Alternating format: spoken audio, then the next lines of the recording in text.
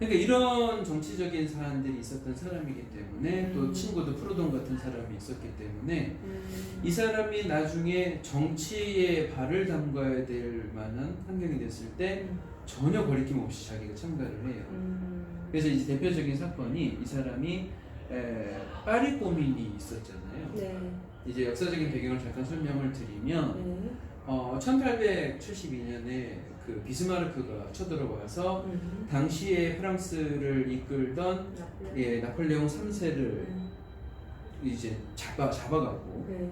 전쟁의 굴욕적인 평화조약을 맺도록 만들었고 네. 그래서 파리가 그거에 동조할 수 없다고 하면서 자기들은 프러시아에게 항복한 적이 없다고 주장을 하고는 파리만의 단독 정부를 만들어낸 게 파리 꼬민이었었거든요.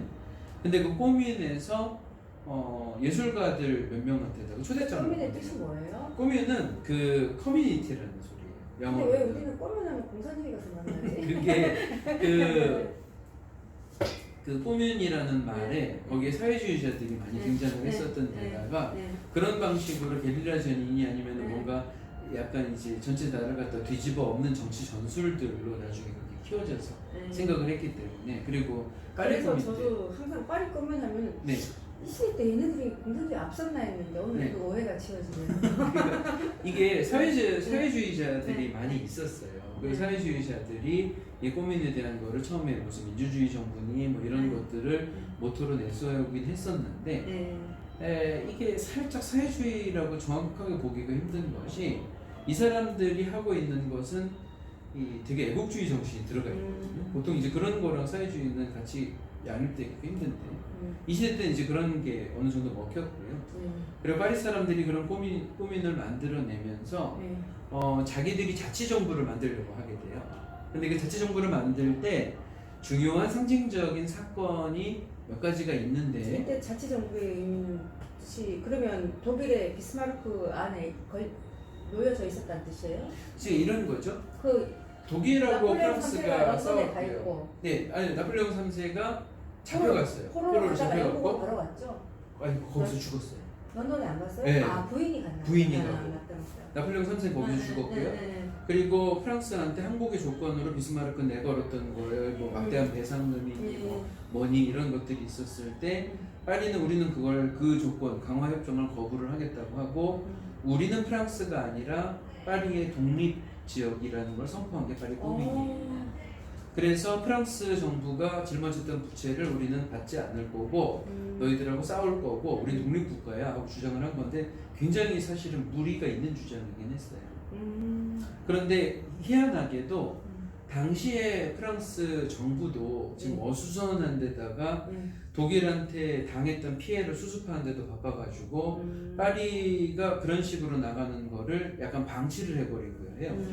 그러니까 파리 사람들도 그 안에서 이 뭔가 새로운 게 생길 것 같은 희망이 잠깐 있었던 거죠. 그게 약간 그 섣부른 희망이긴 했었지만요. 그러면서 문화위원도 이제 뽑는데 우리가 다 아는 그 밀레한테도 초대장이 가고 그리고 꾸르베한테도 갔을 때 밀레는 거부했지만 꾸르베는 정말 덥석 받았어요. 그리고 나서 전체주의자들, 그 제국주의자들의 이런 방식을 거부하는 상징적인 조치가 필요하다고 지금 방동광장이라고 파리에 가시면 있거든요. 그게 마들렌 성당 위쪽에서 오페라까지 가는 길 중간에 있어요. 거기가 법무부 건물도 있고 보석상가들도 많이 있고 그런 장소인데 거기에 나폴레옹이 예전에 오스트리아한테 이기고 그게 강력한 라이벌이었으니까 이기고 중간에 로마 사람들의 칼럼 그 콜럼을 자기가 복제해서 청동으로 만든 칼럼을 하나 세운 게 있어요. 나폴레옹의 전승기념탑 같은 느낌인데 그거를 꾸르베가 없애라 하고 명령을 해서 그거를 없애는 사건이 발생을 합니다.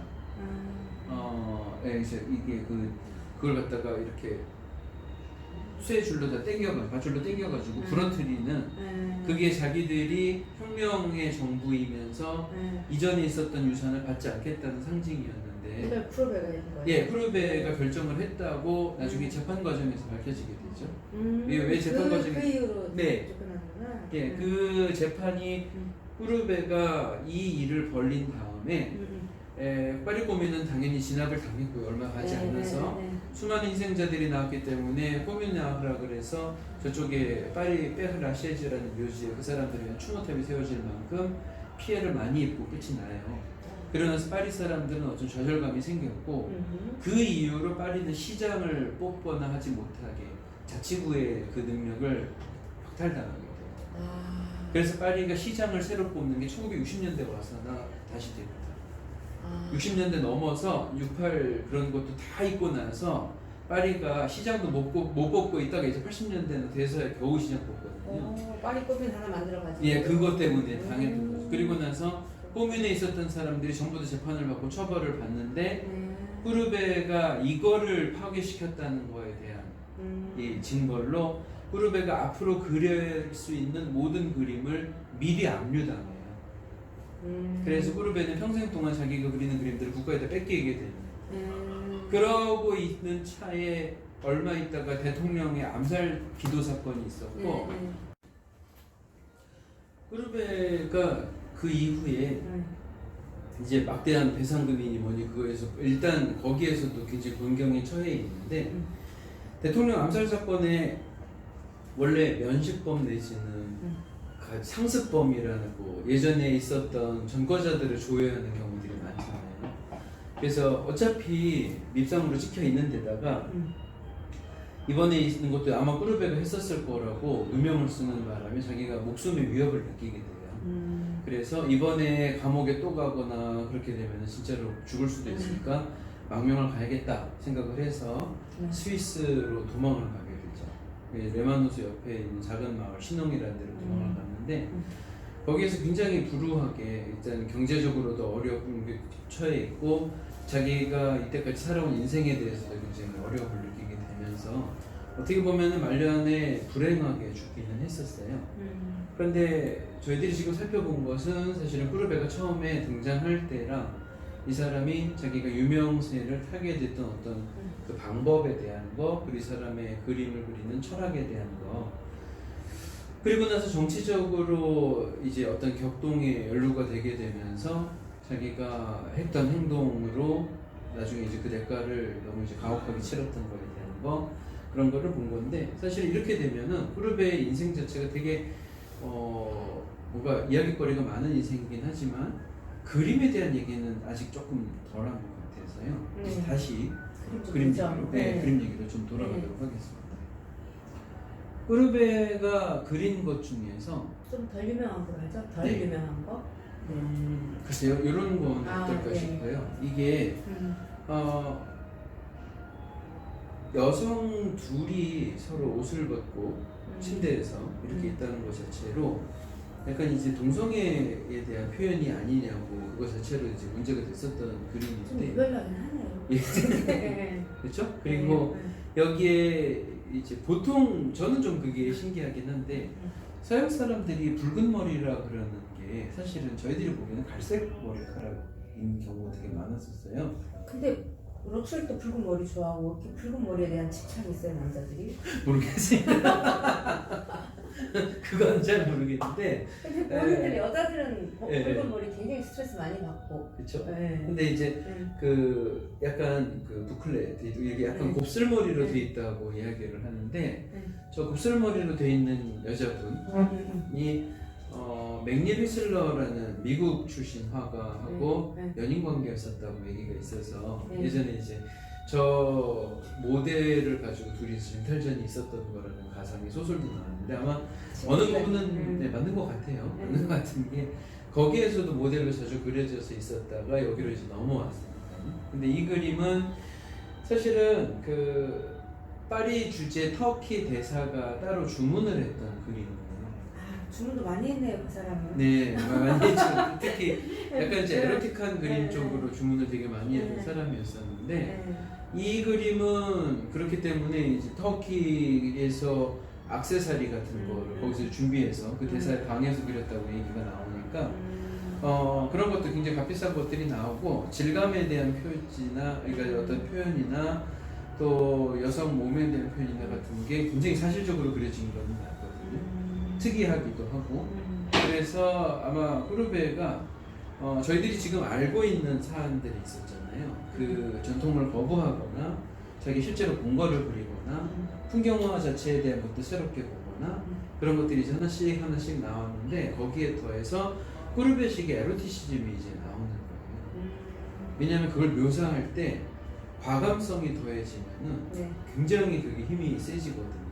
지금까지보다 어떻게 보면은 조각으로 돼 있고 전통의 안에 있고 하면은 그거가 익숙하기 때문에 충격이 좀 덜하고 그냥 아름다움만 감상해도 되는 것처럼 착각할 수가 있는데 이게 갑자기 현실적인 여성이 거기에 등장을 하게 되면 오히려 마네가 그렸던 나중에 이제 저도 지금 그 얘기하려고 했어요.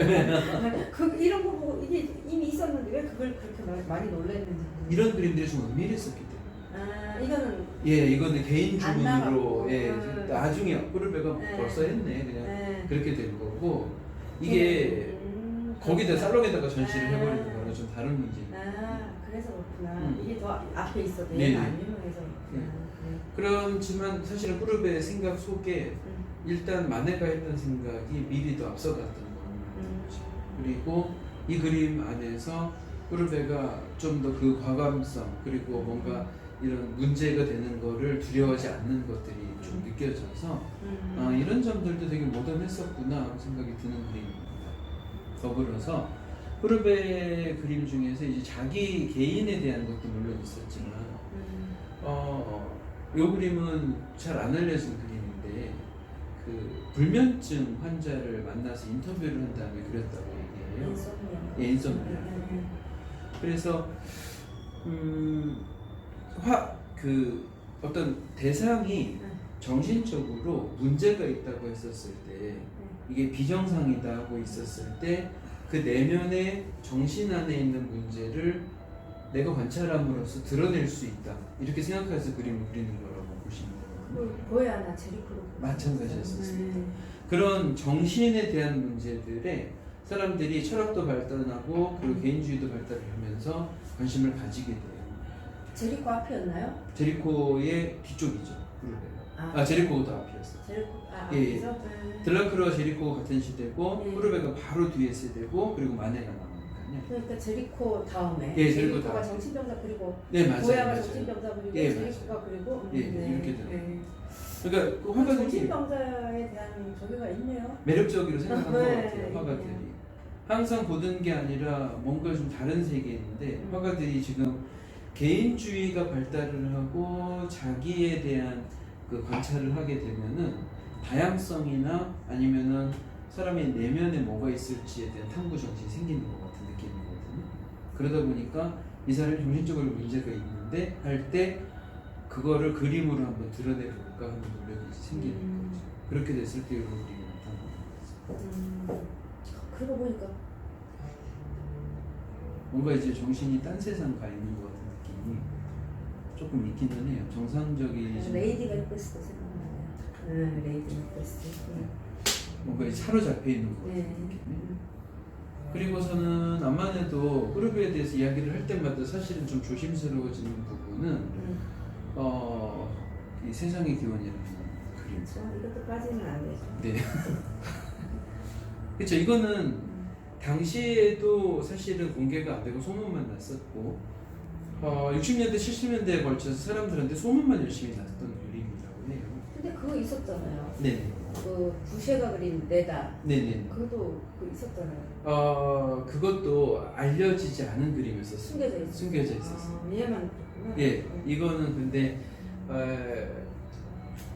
아무래도 그 너무 파격적인데다 미술관이 정말 걸어도 되냐는 얘기가 나올 정도였으니까요. 그래서 오르세 미술관도 이거를 거는 문제에 있어서 고민을 좀 했었고 약간 우회 방법을 택했다고 그래요. 이게 이거를 오르세에서 이걸 하나를 걸므로써 굉장히 많은 전 세계적으로 사람들 의식이나 그림을 대하는 거나 이게 다 바뀌는 것 같아요. 네. 어떻게 보면은 파격적인 프랑스에서 우리의 가이드라인을 준 건 맞아요. 네. 여기서 가이드라인을 잘 줬어. 이거 하나가 제일 큰 가이드라인을 준 거죠. 근데 미술적 작품은 이렇게 다뤄도 되는 걸로. 근데 이게 제가 생각하기엔 되게 재밌어요. 프랑스 사람들이 했던 짓이 이 그림 두고 이게 그대로 전시가 됐었을 때 부담을 느낄 것 같아서 이 첫 번째 전시는요 신기하게도 미국에서 했어요. 근데 미국이 이거를 받아줄 수 있으려면 이게 되게 정치적인 거거든요. 걔들 더 보수적이지 않아요? 맞아요. 미국은 이런 걸 함부로 드러내면 절대로 안 되는 건데 프랑스에서 이거를 보증한다, 예술작품이다라고 하니까 미국 사람들도 프랑스라면 또 그래서 전시가 되잖아요. 근데 반대로 프랑스는 미국도 봤다는데 하니까 자기들이 안 볼 수가 없는 게 그 보수적인 미국이 그래서 했어요? 이게 펜실바니아에서 그랬어요? 예, 그래서 그쪽 전시가 있고 그 다음에 넘어와서 오르스에서 공개를 하게 되면서 사람들이 약간 그게 그 스포일이 그러니까 약간 김빠지 있는 정말 이슈는 살짝 비껴가면서 이게 그런 꾸르베의 사실주의 정신 무슨 예술 이런 거 맞닿아 있다고 자꾸 주장을 하게 되는데 저는 그렇게까지 볼 필요는 없고요. 왜냐면 이 그림조차도 또 아까처럼 개인 주문을 자기가 소화하는 좀 거 비겁하게 그 자기들 지향 아니고 터키 사람이라고 싹 넘기잖아요. 네, 그건 그렇죠. 그건 그런데 근데 이 그림 자체에 확실한 거 한 가지는 그건 있는 것 같아요. 지금까지 금기가 돼 있거나 하지 않아야 된다고 암묵적으로 사람들 머리에 있는 것이 가방을 닫게 예, 적어도 꾸르베한테는 통하지 않는다는 거죠. 자기가 한번 도전을 해보겠다 하는 거예요. 그래서 꾸르베는 그 시대에 살았고 정치도 참여를 했고 그런 점은 있는데 확실히 그 사람의 생각이나 삶의 방식은 우리 시대하고 맞지 그 시대 때는 되게 앞서갔었겠구나 하는 느낌이 저절로 듭니다. 아마 이제 그래서 꾸르베를 두고 사람들이 그 되게 신기한 화가라고 얘기하는 거예요. 뭐 일단 어떤 역사나 아니면 모든 흐름들은 흐름에 맡겨서 흘러가는 사람들이 있고 역류를 하거나 튀는 사람들이 있고 그렇잖아요. 그런데 역류를 하고 튀는 사람들이 반향이 없이 없어지는 경우가 사실은 더 많은 것 같긴 한데 이 사람은 자기가 던졌던 주제와 그리고 일으켰던 문제가 나중에 사람들한테 그 방향이 맞다고 생각하는 추종자랄까 아니면 후배들이 정말 많이 생기잖아요. 예, 아마도 그렇기 때문에 모더니즘을 얘기를 하지 않더라도 꾸르베라는 사람 자체가 어떤 상징이 되는 것 같아요. 그 시대에 이런 사람이 등장하는 걸 보니 이 시대가 변할 때가 됐구나 하는 느낌이 나는 그리고 그거를 앞서서 자기 깃발을 들고 갔던 사람이구나 그걸로 이 사람이 가지고 있던 수많은 문제나 어떤 그런 것들은 사실은 그거보다 더 중요한 게 있다고 얘기할 수 있는 그런 작가인 것 같습니다. 그러면 꾸르베 그림이 다 압수를 했으면 지금 프랑스에 다 있는 거예요? 거의?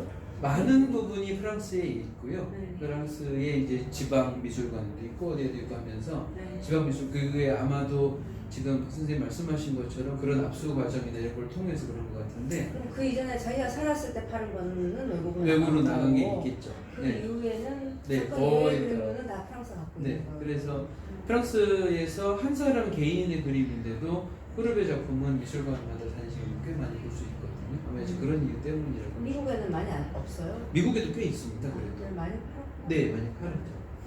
그럼 당대에 성공한 작가네요. 많이 팔았어요. 그런 이슈가 생기기 힘든 시대인데 너무도 다 알고 있으니까 이 사람의 그림은 잘 팔렸을 거예요.